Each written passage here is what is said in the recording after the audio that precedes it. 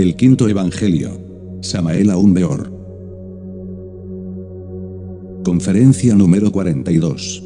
El rasgo psicológico característico particular. Fecha de grabación: 1972. Lugar de grabación: no consta. Contexto: tercera cámara. Fuente del texto: transcripción de los apuntes de conferencias de Víctor Manuel Chávez Caballero. Incuestionablemente, ciertamente los que estamos en el real camino, a veces quisiéramos irnos a las montañas lejanas, lejos dijéramos, de la mundanal inmundicia, para dedicarnos exclusivamente a la vida espiritual, pero en realidad, hermanos, nada ganaríamos con aislarnos definitivamente. La vida en sí misma, en el sentido de interrelación, la convivencia con los nuestros, con los allegados, pues viene a ser una especie de escuela, un gimnasio, pero extraordinario, pues si lo sabemos aprovecharnos podemos no solamente autodescubrir, sino también eliminar el ego, el mí mismo. Aislados, refugiados en alguna montaña muy lejana, en alguna caverna, estamos prácticamente lejos del gimnasio, y con eso no logramos lo que quisiéramos, no logramos la verdadera paz. Necesitamos inevitablemente del gimnasio, de la convivencia, de la interrelación con todos nuestros semejantes, solo así podremos verdaderamente llegar a la autorrealización, al autodescubrimiento, al autoconocimiento completo de sí mismo. Porque es en relación precisamente con el prójimo, como nuestros defectos escondidos afloran, y si estamos alertas y vigilantes como el vigía en época de guerra, entonces los vemos tal cual son en sí mismos. Defecto descubierto debe ser eliminado. Lo importante es descubrirlo y solamente es posible descubrirlo en convivencia, en interrelación con nuestros semejantes. Si estamos alertas podemos ver con asombro surgir determinado defecto que ni siquiera sospechábamos, que jamás pensábamos que dentro los cargamos. Afloran sí, salen a la superficie, aparecen precisamente cuando uno menos lo piensa, porque cuando más lo piensa, no salen a la superficie. Por todo eso, es que es tan indispensable convivir con la humanidad, por todo eso es que es tan urgente la interrelación humana, por todo eso es tan urgente convivir con el prójimo. Empero, por allá, en una caverna solitaria, lejos del mundanal bullicio, podríamos dedicarnos a la vida contemplativa, espiritual, pero lo más grave, permanecería oculto, denso. Aún en medio de la soledad de nuestros defectos, nos asaltarían incesantemente, y lo más grave, es que no tendríamos un gimnasio que nos permitiese un entrenamiento definitivo, como para eliminar los yoes. Es necesario ir comprendiendo el valor de la convivencia. Todo el mundo carga un yo, un mí mismo, un sí mismo, nadie es perfecto. Hemos dicho que ese tal yo, es una suma de yoes, no es el yo un sujeto, sino es una suma de sujetos, un conjunto de agregados que personifican claramente nuestros defectos psicológicos. En la vida tenemos varios papeles, un papel para la escuela, otro para el templo, otro para el hogar, otro para la calle, etc. Es una serie de papeles perfectamente definidos, y nosotros vivimos una vida completamente automática, mecanicista, siempre estamos representando los mismos papeles. En el hogar, ya sabemos que representamos uno, en el templo otro, etc. Todos esos papeles se procesan ya netamente en una forma mecánica y no tenemos una verdadera individualidad. Cuando pensamos que tenemos una individualidad, esa ilusión deviene de la memoria, que recordamos que hicimos esto o aquello, o que fuimos niños, hombres, gente joven, etc. Una serie de recordaciones nos hace creer que tenemos una individualidad, mas no la tenemos, puesto que dentro de nosotros existen muchos sujetos. Obviamente dentro de todos esos sujetos, el que más se destaca es aquel que caracteriza al defecto mayor que poseemos, parece que define completamente las situaciones de todos los otros. Hay algunos que, por ejemplo, tienen el defecto de la ira, ese es pues, su error capital, de ahí surgen las diversas situaciones, de ahí se originan distintos órdenes de cosas, todos sus otros defectos giran alrededor de ese defecto de la ira. Hay otros que tienen el defecto de la lujuria, toda su vida gira alrededor de ella, de ese defecto, todo el orden de cosas en que viven tiene por fundamento ese defecto, todas sus experiencias se basan en ese defecto. Otros tienen el defecto de la envidia, y su vida gira alrededor de ella, se procesa alrededor de eso. Si es empleado de un banco, aspira a ser gerente, porque envidia ese puesto. Si son policías, querrán ser capitanes, y si son soldados querrán ser generales, porque envidian a los que están más arriba. Si tienen un carrito, por ahí una triste carcacha, querrán y desearán tener un nuevo modelo, envidiarán a los que lo tienen, y toda la vida es un incesante esfuerzo por conseguir lo que codician. Obviamente, todo envidioso es un codicioso, es un parentesco extraordinario entre la codicia y la envidia. Por eso dice Job, al codicioso lo consume la envidia, y al necio lo mata la ira. Todo el que tiene codicia es envidioso y lo consume. Lo interesante es que hay un defecto capital en cada uno de nosotros. Podemos tener muchos defectos, pero hay uno fundamental. Uno siempre debe tratar, por todos los medios posibles, de conocer su defecto fundamental, su defecto capital, y eliminarlo, porque en esa forma precipita la caída de todos los otros defectos. Es como si a un edificio se le quitara su elemento básico, su piedra fundamental. Obviamente queda en muy mala situación, obviamente desde ese momento comienza a fallar, a tambalearse. Así sucede con el ego, hay que conocer cuál es su elemento más pernicioso y por ahí se debe comenzar el trabajo. Ese elemento básico, ese defecto fundamental es el que caracteriza, especialmente, nuestra psicología, ese que nos da ese tinte tan especial, tan particular que cada uno de nosotros carga. Porque no me pueden ustedes negar que aunque todos tengamos los mismos errores, unos en una dirección y otros en otra, no hay duda de que tenemos un sello muy particular. Ese sello está perfectamente definido por el defecto psicológico más grande, y ese es el que determina los diversos actos de nuestra existencia. Eliminándolo será fácil eliminar todos los otros defectos. En todo caso, la vida en sí misma es un gimnasio maravilloso que hay que saberlo aprovechar hasta el máximo. Todos quieren la liberación final, todos quieren penetrar en el mundo del espíritu, la dicha sin fin, la suprema beatitud, pero no todos quieren pagar el precio. Resulta que nada se nos da de regalado, todo en la vida tiene un precio, y el precio de la autorrealización íntima del ser es la propia vida. Se paga con la vida. Es caro, ¿verdad? Pero así es. Todos quieren subir, pero nadie quiere bajar.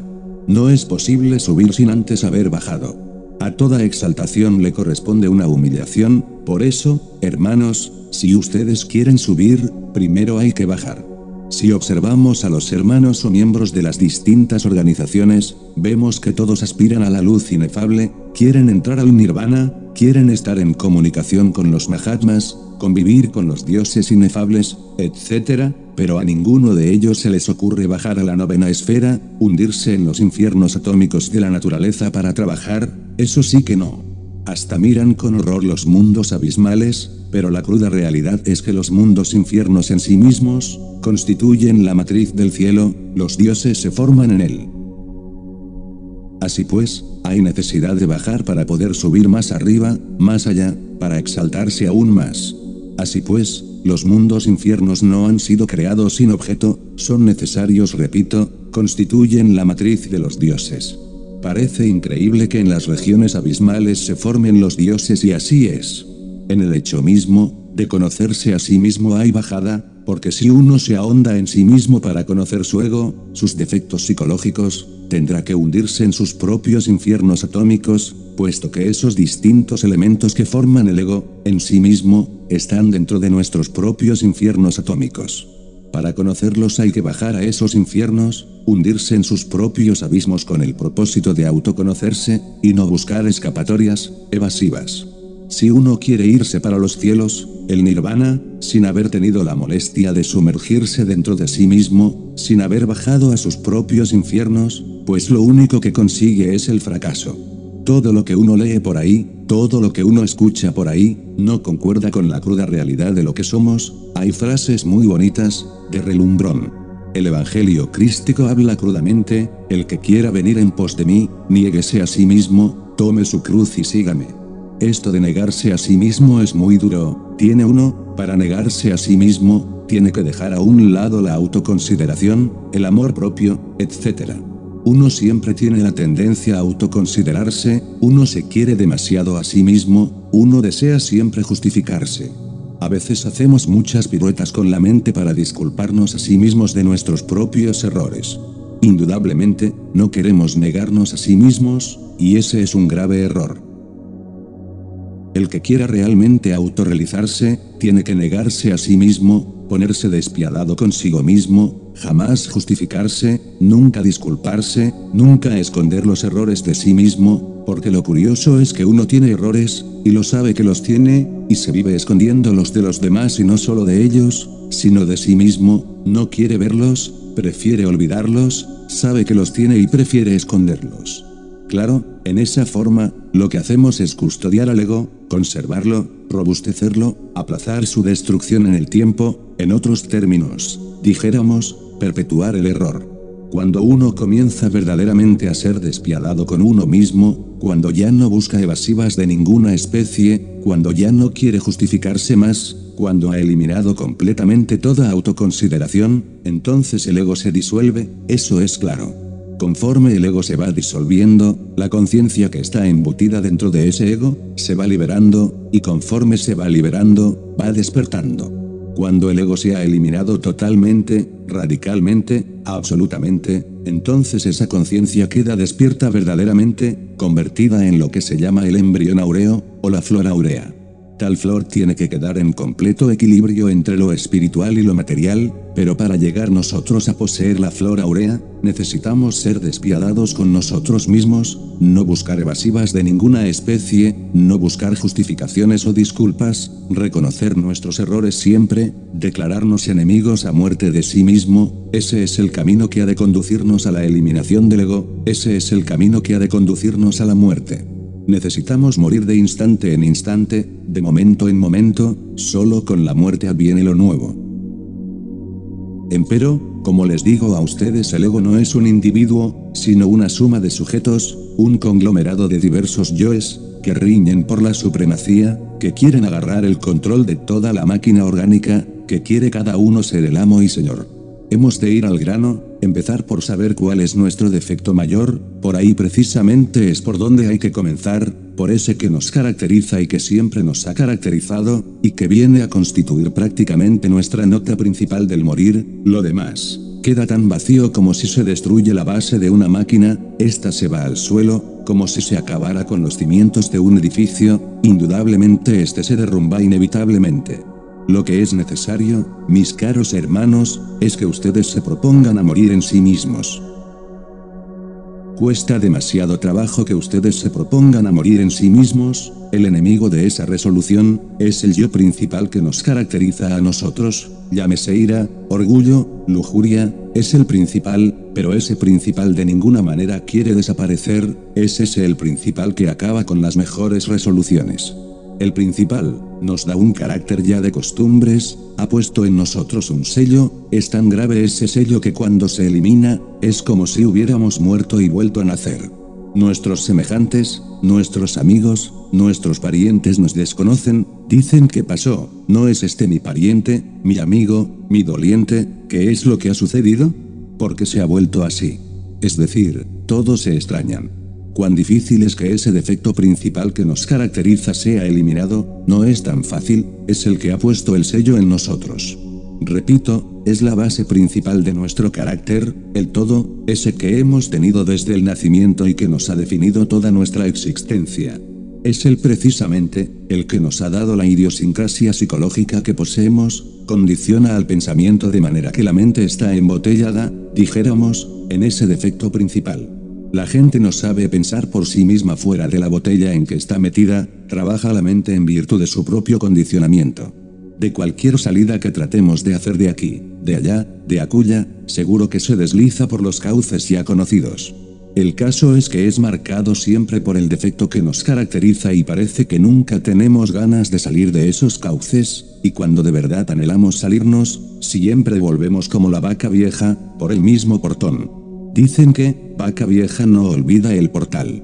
Bueno, eso es verdad, y volvemos, vuelta la burra al trigo, y eso es completo en cada uno de nosotros con nuestros defectos, siempre giramos una y otra vez, repitiendo lo mismo y aunque sepamos que así lo hacemos, nunca dejamos de hacerlo, he ahí lo grave.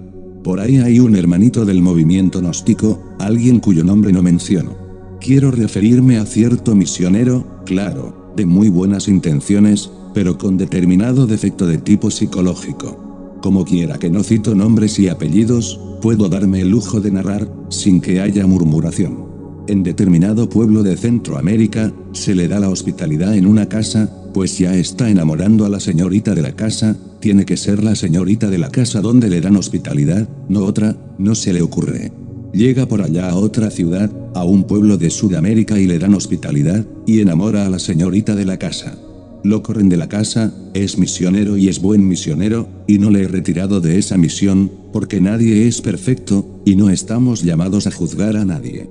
Y así donde le den hospitalidad, de ahí le corren, y le tuve que escribir, decirle, tú tienes que cumplir tu misión, porque yo, Samael aún peor escribo para que tengas pan, abrigo y refugio. Y él con disculpas, 50.000 promesas, y por allá de Maracaibo, llegan las quejas y como dice el dicho, vuelta la burra al trigo, vaca vieja no olvida la puerta, eso es verdad. Ese yo psicológico de enamoramiento, ese es lo que lo caracteriza. Últimamente ya no me han venido esas quejas, pero aún no ha disuelto ese yo, pues no tardarán las quejas, hasta que se resuelva ese hermanito a disolver ese yo. Lo interesante es eso, siempre lo mismo. Ahora, conozco a un XX hermano, lo caracteriza la ira, reconoce que lo que más destaca es el demonio de la ira, tiene ganas de transformarse, pero repite lo mismo, es un disco muy rayado. Así pues, resulta interesante saber que siempre destaca un yo, que caracteriza y eliminarlo es tanto como dar un cambiazo, nunca está dijéramos el pensamiento libre, siempre está embotellado en algo. Recuerdo el caso de un XX hermano, pues hasta era buen elemento, pero si digo buen elemento meto la pata. Bueno, solamente el padre que está en secreto. Era un luchador gnóstico, quiero referirme al Bodhisattva de Yoani, Bodhisattva caído. Yoani, es nada menos que el vidente del Apocalipsis de San Juan, el Bodhisattva del vidente ese, es el que está caído. No hay duda que el vidente de Patmos, ese que escribió el Apocalipsis de San Juan, fue un gran iluminado, un gran maestro, pero en nuevas existencias se dejó caer. Mejor dicho, se cayó su Bodhisattva, porque debemos distinguir entre el espíritu maestro y lo que es el Bodhisattva del alma humana del maestro. El maestro quiere venir al mundo, manda a su Bodhisattva a tomar cuerpo, cuando ya el Bodhisattva está listo, el maestro llega, se mete en el Bodhisattva y cumple una misión en el mundo. Pero ese maestro, después de la isla de Patmos envió por allá, en la Edad Media, envió a su Bodhisattva adelante. El Bodhisattva se fue de cabeza, lo agarraron los vicios, las pasiones, en fin, lo que pasó, fue de cabeza total, se cayó, y ahora anda de vida en vida. Claro, a través del tiempo el ego de ese Bodhisattva se fue robusteciendo cada vez más y más, hasta que se volvió insoportable.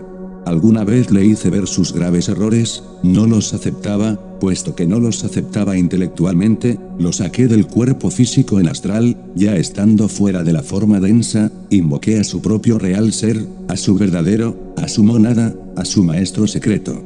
En esos instantes, claro, comenzó a hacerse sentir el maestro secreto dentro, vestido con su túnica blanca, pero no aguardó la enseñanza, la instrucción del maestro.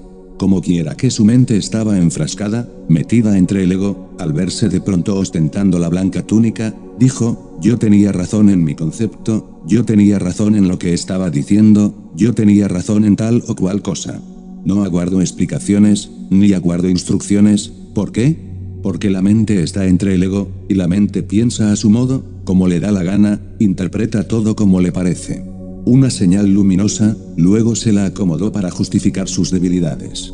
Estaba causando gran daño al movimiento, hubo necesidad de retirarlo, es claro, no me quedó más remedio y esto por orden superior. Quiero pues que vean ustedes cómo trabaja el ego, cuál es la manera. El pensamiento humano no es libre, está condicionado, embotellado, entonces actúa, funciona, piensa en función de su propio embotellamiento.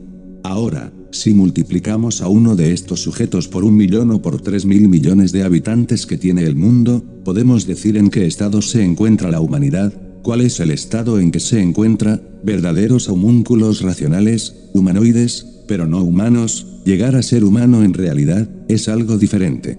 No podríamos concebir al ser humano con el pensamiento embotellado entre el ego, con una marca definida por el yo, con una característica inalterable, marcada por un defecto del yo. Sería imposible considerar humano al hombre en esa forma, solo un homúnculo racional puede ser así. Estamos ahondando en algo que es importante, hermanos, es necesario que nos veamos mejor, que nos veamos de distintos ángulos, porque debido a esa autoconsideración, no nos vemos en una forma completa. En alguna forma pensamos siempre de sí mismos lo mejor, pero no queremos reconocerlo de que somos lo peor. Hay algo que necesitamos cambiar en cada uno de nosotros, eso es lo fundamental, necesitamos morir, porque naturalmente, si eliminamos el defecto fundamental, ya de por sí es como si se muriera, la eliminación de los otros defectos se precipita. Es difícil ver a alguien que provoque un cambio dentro de sí mismo, de esa naturaleza. Cada uno de nos siente el anhelo de ese cambio, pero una cosa es sentir ese anhelo, y otra cosa es realizarlo, es que cada defecto tiene resortes tan íntimos que no es fácil eliminarlos. ¿En quién predomina la ira, por ejemplo? Hay tantas facetas. Uno de los defectos más graves para eliminar, es precisamente ese de la ira. Muchos se proponen hacerlo, yo no les digo a ustedes que no la hubiera tenido, cuando tenía desarrollado el ego, tenía ira, pero cuando me propuse realmente destruirla, pues no busqué evasivas, al contrario, iba a donde encontrara a alguien que tuviera la amabilidad de insultarme. Sí, recuerdo el caso de un hechicero que me aborrecía mortalmente. Cada vez que pasaba intencionalmente por su casa, usaba la palabra mordaz, se volvía incisivo, a eso iba yo, a que me insultara, debía insultarme. Ese caballero era una oportunidad que debía aprovechar, era para mí imposible pasar cerca de su casa sin encontrarlo para que me insultara, y cuando me insultaba, estaba en plena acción, de que estaba estudiándome a mí, atento, en plena autoobservación, sin dividir la mente entre tesis y antítesis, es decir, con mente íntegra, abriéndome a lo nuevo, autoescudriñándome para conocer mis reacciones internas y externas, qué palabritas podían herirme más o menos, qué reacciones se provocaban dentro de mí mismo ante el insultador, es decir, yo aprovechaba a mi ego hasta el máximo. Después le daba las gracias al insultador y continuaba mi camino. Pero a través de ese autoestudio, de esa autoexploración de sí mismo, de esa autoobservación de sí mismo, pude hacerle la disección a la ira, y después, ya me fue fácil eliminarla, pero tuve primero que descuartizarla, hacerle la disección. No solo tuve ese insultador para mis fines, aprovechaba a otros muchos insultadores con el mismo propósito. Lo que para los demás podía ser una molestia, para mí no lo era, al contrario, para mí, esos sujetos, los apreciaba bastante, me servían de gimnasio. ¿Cómo iba a dejar de perder la oportunidad? Los consideraba como un tesoro, un insultador para mí en aquella época, era como un tesoro que debía aprovechar. ¿Cómo lo voy a perder?, decía. Fueron muchos los insultadores, claro, hoy en día estoy agradecido de los insultadores, porque gracias a ellos, pude autoconocerme un poco, hacer una asepsia moral de mí mismo, extirpar el tumor de la ira. Vean ustedes qué útil es la convivencia, yo no sé por qué ustedes se molestan ante los insultadores, cuando deberían aprovecharlos. Son extraordinarios para acabar con la ira, y así para los demás defectos, mis caros hermanos. La convivencia es extraordinaria, yo siempre la he aprovechado hasta el máximo. Para lograr la castidad, obviamente, como quiera que yo estaba de bodhisattva caído, aprovechaba la tentación absolutamente, sabía aprovecharla, me servía de gimnasio.